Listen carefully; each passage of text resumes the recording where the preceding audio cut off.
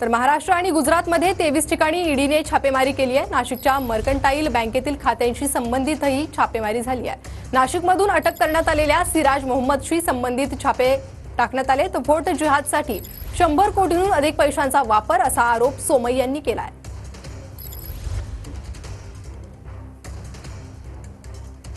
आणि याचा आढावा घेतला आमच्या प्रतिनिधींनी, पाहूयात।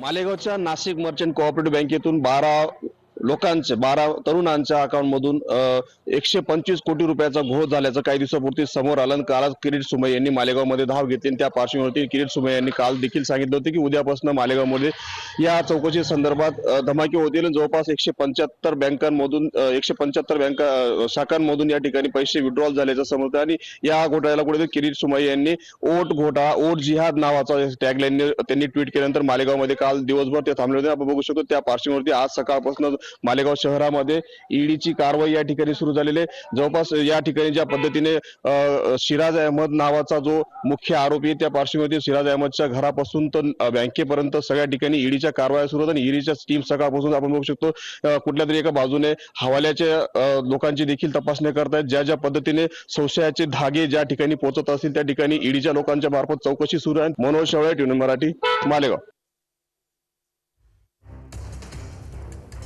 तर ईडीकडून महाराष्ट्र गुजरातमध्ये 23 ठिकाणी छापेमारी करण्यात आलेली आहे।